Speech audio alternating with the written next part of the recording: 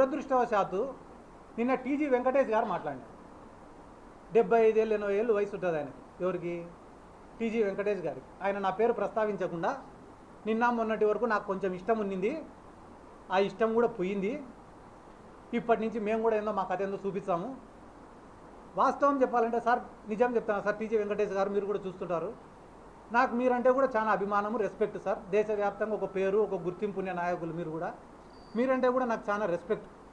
కానీ ఎప్పుడైతే నిన్న మీరు మాట్లాడిన మాటలు విన్నానో మీ పైన ఉండే ఆ రెస్పెక్ట్ కూడా పోయింది సార్.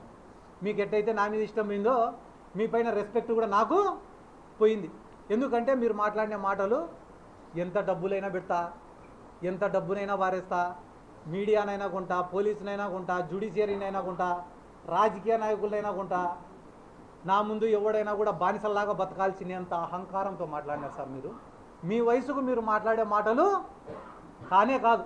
పిల్లల మేమేమన్నా మాట్లాడుకోవచ్చు, అట్లీస్ట్ మీ కొడుకైనా మాట్లాడచ్చు, కానీ సార్ మీరు మాట్లాడే మాటలు కానే కాదు సార్.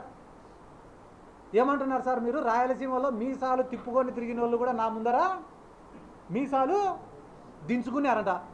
ఎవరో 4 పేర్లు చెప్తే సార్ ఇంటా సార్ నేను కూడా. ఎవరు వాళ్ళు మీసాలు దించుకునే వాళ్ళు?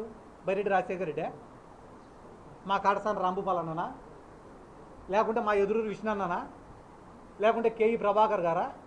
ఎవరు వాళ్ళు మీసాలు దించుకునే వాళ్ళు? ఎవరు సార్? పేర్లు ఉంటాయి కదా, చెప్పచ్చు కదా పేర్లు కూడా. అంత మాట అన్నోళ్ళు నాకు తెలిసి మీ ముందర కిందికి దించుకొని మీసాలు దించుకొని ఉండేది ఒకటే ఆయన్నే, ఆయన సోమిశెట్టి వెంకటేశ్వర్లు. ఆయనకు మీసాలు లేవు. కాబట్టి ఇంతగా మీరు ఒక విమర్శను తీసుకోలేని స్థాయిలో ఉంటే ఎట్టా సార్?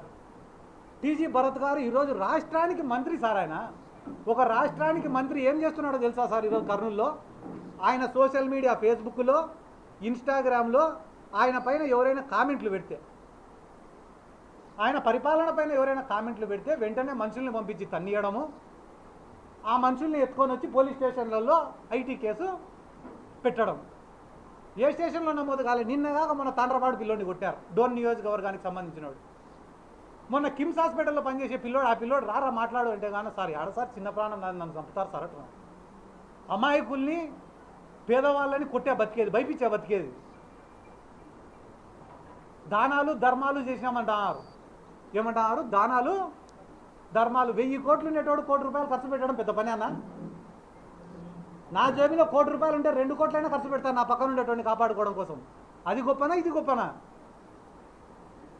ఒకడి దగ్గర తగ్గడం వల్ల నేను 2 ఏళ్ళు ఎక్కువ బతికేది లేదు. 10 మందికి ఎదురు తిరగడం వల్ల నేను 2 ఏళ్ళ ముందరే చచ్చిపోయేది లేదు. దేవుడు ఎన్ని రోజులు రాసింటే అన్ని రోజులే బతుకుతా. చిన్నప్పుడే నేను నేర్చుకునే ఒక మాట ఏందిరా అంటే, బలవంతుడి పక్క నిలబడితే నీ జీవితం సుఖంగా ఉంటుందంట, సంతోషంగా ఉంటుందంట, ఎటువంటి ఇబ్బందులు ఉండవంట, జీవితం సాఫీగా గడిచిపోతుందంట బలవంతుడి పక్క నిలబడితే.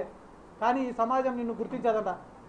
అదే బలహీనుడి పక్క నిలబడితే కష్టాలుంటాయి, అవమానాలుంటాయి, బాధలుంటాయి, ఇబ్బందులుంటాయి.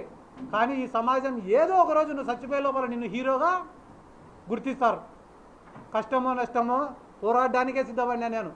అమ్ముడుపోయేటోళ్ళు ప్రతి దాంట్లో ఉండొచ్చు, మీడియాలో ఉండొచ్చు, పోలీసులలో ఉండొచ్చు, పొలిటికల్ లీడర్లలో ఉండొచ్చు, అన్ని దాంట్లో అమ్ముడుపోయే వాళ్ళు ఉండొచ్చు. కానీ నిజాయితీగా బతికేటోళ్ళు కూడా ప్రతి దాంట్లో ఉంటారు, మీడియాలో కానీ, పోలీసులలో కానీ, రాజకీయ నాయకులలో కానీ, జీవితంలో కానీ.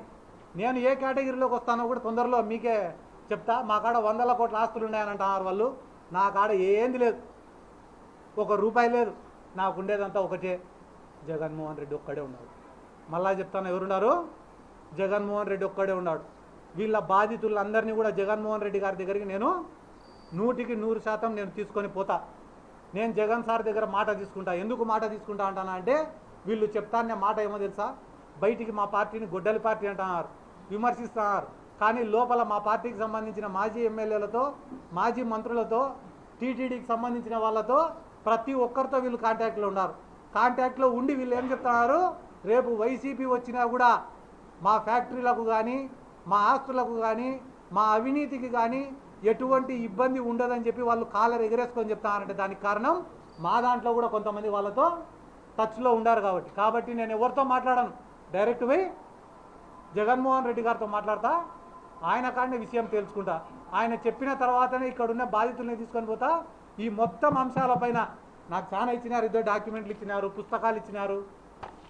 ఆల్కలీస్ ఫ్యాక్టరీ పైన మాట్లాడన్నారు, ఈడ ఉన్న చైతన్య కాలేజీల పైన మాట్లాడమన్నారు, గోశాల భూములలో ఉండే ఖజానా జ్యువెలర్స్ గురించి మాట్లాడమన్నారు, వక్ఫ్ బోర్డు భూముల గురించి మాట్లాడమన్నారు, తుంగభద్ర నీళ్ళను ఎట్ట తీసుకుపోతారో మాట్లాడమన్నారు, ఆల్కలీస్ నుంచి వచ్చే వ్యర్థాలను ఏ రకంగా తుంగభద్ర కలుషితం అవుతుందో మాట్లాడమన్నారు, పొలాలు ఎందుకు పండడం లేదో మాట్లాడమని చెప్పినారు. అదే రకంగా అక్కడ ఉన్న పశువులు ఏ రకంగా చచ్చిపోతానేమో మాట్లాడమని చెప్పినారు. అన్న వాళ్ళ మాఫియా సిద్ధార్థరెడ్డి క్రిమినల్ అని మాట్లాడుతున్నారు కదా, నేను కనిపించే క్రిమినల్ అయితే వీళ్ళు కనపడని క్రిమినల్ అని చెప్పన్న వాళ్ళ గురించి అని నాకు కొన్ని వందల మంది ఫోన్లు చేసి మాట్లాడమని చెప్తున్నారు. కానీ వాళ్ళేం ఆలోచిస్తున్నారు తెలుసా, రోజుకు 20 మందితో సిద్ధార్థరెడ్డి గారిని తిట్టిస్తే నేను షెడ్డోడ్నే వాళ్ళు మంచోళ్ళు అవుతారని అనుకుంటున్నారు. ఇది ఏ జనరేషన్ అన్న? మీ దెబ్బకు భయపడి ఎవరు మాట్లాడడం లేదేమో బయట, కానీ మీకున్న పెద్దరికాన్ని మొత్తం మీరు గడిచిన వారం రోజుల్లో పోగొట్టుకున్నారని కూడా ఈ సందర్భంగా తెలియజేసుకుంటూ, ఈరోజు ఆహ్వానించిన వెంటనే ఇక్కడికి వచ్చిన విలేకరుల సోదరులకు అందరికీ కూడా నా ప్రత్యేక ధన్యవాదాలు తెలుపుతూ సెలవు.